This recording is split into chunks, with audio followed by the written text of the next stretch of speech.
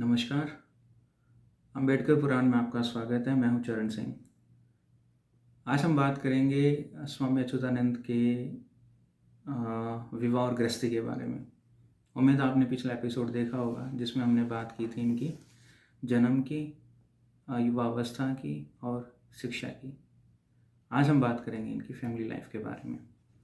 जैसा कि हमने पिछले एपिसोड में देखा कि एक वक्त आने पर इन्होंने अपने चाचा का घर छोड़ दिया था और आर्य समाज के साथ जुड़ गए थे। साधु संत की टोलियों में रहते थे और वहीं पे प्रवचन करते थे।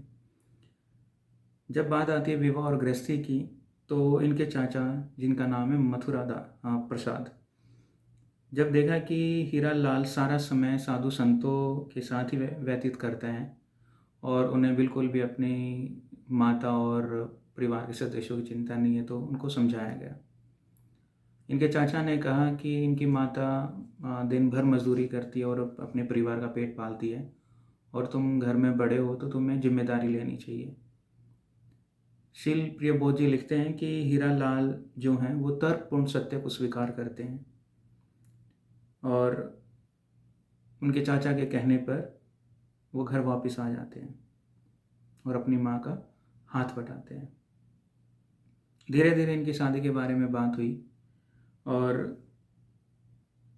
जब इनका विवाह संबंध निश्चित हो गया तो लड़की के माता पिता व परिवार जिला इटावा में रहते थे, यानी कि इनकी जो वाइफ थी वो इटावा में रहती थी। उन दिनों पढ़े लिखे नवयुवक हजारों में एक दो होते थे। जैसा कि हमने पिछले एपिसोड में देखा कि इन्होंने 3 भाषाओं का बहुत अच्छे से अध्ययन किया, मिडिल क्लास बहुत अच्छे नंबर से पास की। तो ऐसा कहा गया है कि बहुत ज़्यादा पढ़े लिखे हैं और होनहार हैं।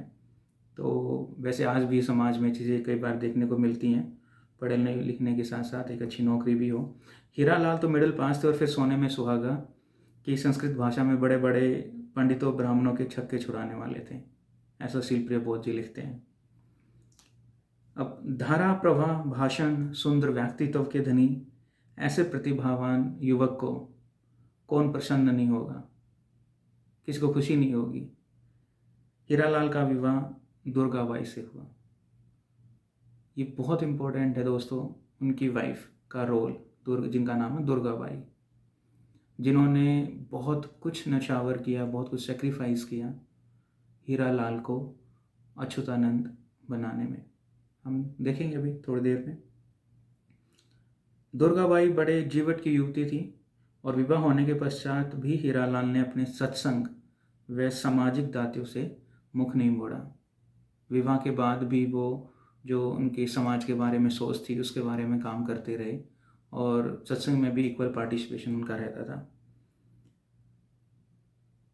लगातार इन्हीं बातों में, इंक्लूडिंग सामाजिक क्रांति में वो अग्रसर रहे। उन्होंने कुछ भी ऐसा, हम कह सकते हैं कि कुछ भी एक ऐसा स्टेप नहीं लिया जो उनकी सोच थी, समझ थी, उसके अनुसार बिकॉज ऑफ हिज फैमिली वो स्टेप बैक करे। यह समय जागरण का था जिस टाइम में इनकी शादी हुई है। हम नेशनल लेवल की बात कर रहे हैं अभी, कि पूरे देश में जो माहौल था वहाँ चारों ओर क्रांति की लहरें बह रही थी। हीरालाल ने गृहस्थ जीवन जीकर 3 पुत्रियों के पिता होने का गौरव प्राप्त किया। हीरालाल 3 भाई और 3 बहनें थीं और इनकी खुद की 3 बेटियां थीं। इनकी माता रामप्यारी का निधन होने के बाद ये खुद को अकेला महसूस करने लगे और समझने लगे मजदूरी व बेगार करना इनकी प्रवृत्ति के विरुद्ध था। आप याद कर सकते हैं पिछले एपिसोड में जो दलित और शोषित वंचित समाज के लोगों के साथ होता था। इसलिए ये मजदूरी व बेगार करना इनकी सोच से बाहर था और नौकरी को वैसे भी निषिद्ध मानते थे। इसलिए आय का, इनकम का कोई सोर्स नहीं था। अब दुर्गाबाई इनकी पत्नी इनको सलाह देती है कि ये इनके घर चले जाएं, यानी कि इनका पूरा परिवार, दुर्गाबाई, हीरालाल और तीनों बेटियां इनकी वाइफ के घर चले जाएं ताकि इनकी फैमिली इनका कुछ साथ दे सके, इनकी बेटियों का ध्यान रख सके और स्वामी जी जो हैं मतलब हीरालाल वो अपने सामाजिक कार्यों में भी जुड़े रहें।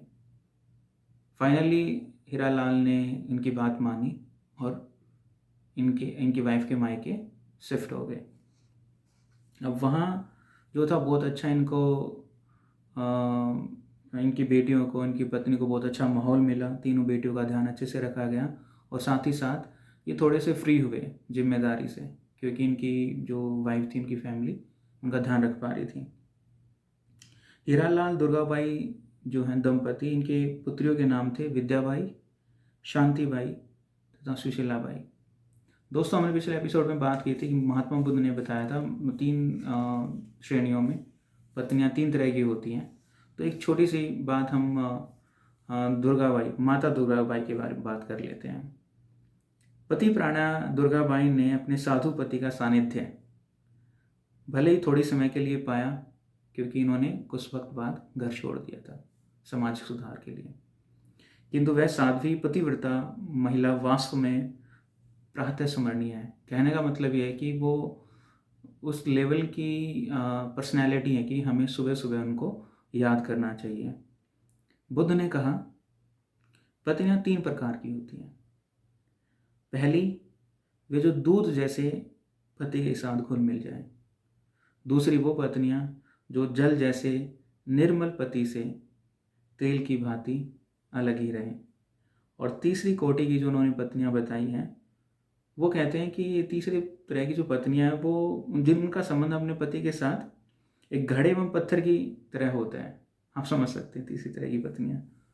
तो जहाँ तक माता दुर्गाबाई की बात है, वो प्रथम कोटि की पत्नी थी, दूध के जैसे पति के साथ मिल जाए। माता दुर्गाबाई ने अपने पति के साथ कंधे से कंधा मिलाकर काम किया, उनका साथ दिया। आगे शिलप्रिय बोध जी लिखते हैं, पतिव्रता दुर्गाबाई को हम उन कुल श्रेष्ठ धर्म पत्नियों में मानने को बाध्य होते हैं जिन्होंने अपने सुमार्ग आरूढ़ पति के लिए कोई बंधन नहीं बांधा। उन्होंने उनका साथ दिया, हीरालाल का साथ दिया। हर परिस्थिति में वो खुश रही, चाहे वो कितनी परेशान थी अंदर से, लेकिन उन्होंने अपने पति का साथ दिया। ऐसा शिलप्रिय बोध जी लिखते हैं। धीरे धीरे स्वामी जी आगे बढ़ते चले गए समाज सुधार को लेके, और आगे शिलप्रिय बोध जी लिखते हैं कि माता दुर्गाबाई एक संबल स्त्री थी जो सब नछावर, खुद को उन्होंने नछावर कर दिया और अमर बन गई। स्वामी अच्युतानंद जी के परिनिर्वाण के बाद, यहाँ उन्होंने पहले एक पॉइंट लिखा है, जब स्वामी अच्युतानंद जी का परिनिर्वाण हो जाता है तो उनकी विधवा पत्नी दुर्गाबाई अपनी पुत्री सुशीलाबाई, जिनकी 3 बेटियों में से एक बेटी है उनकी सुशीलाबाई, के घर ग्वालियर में रहने लगी और वहीं पर उनका परिनिर्वाण हुआ था। स्वामी अच्युतानंद जैसे क्रांतिवीर की सहायिका एवं जीवन संगनी को सशत नमन। धन्य हुई सुपुत्री सुशीलाबाई व उसके पति मंगल सिंह, जिन्होंने दुर्गाबाई की सेवा की। शुक्रिया दोस्तों ये एपिसोड देखने के लिए। आगे हम बात करते हैं उनके कंट्रीब्यूशन की, स्वामी अच्युतानंद जी के कंट्रीब्यूशन की, क्योंकि एपिसोड जो कंटेंट है शिलप्रिय बोध जी ने जो लिखा है वो एक दूसरे से जुड़ा हुआ है। जैसे कि उन्होंने उनके पत्नी के बारे में बात की, उनके निर्वाण के बारे में बात की, तो सुनने में कई बार अजीब लगता है, बट जो कंटेंट है वो हमें समझना पड़ेगा और समझना चाहिए भी। तो इस इस चैप्टर में उन्होंने बात की थी उनकी वाइफ की कंट्रीब्यूशन की और दूसरी चीज़ों की। नेक्स्ट एपिसोड में हम बात करेंगे स्वामी जी के एंट्री होती है सत्य की खोज में और आर्य समाज में जो उनका कंट्रीब्यूशन रहा उसके बारे में। उम्मीद है आपको ये पीस ऑफ इन्फॉर्मेशन अच्छा लगा होगा। Please like and share the video. Thank you so much for watching the Ambedkar Purana.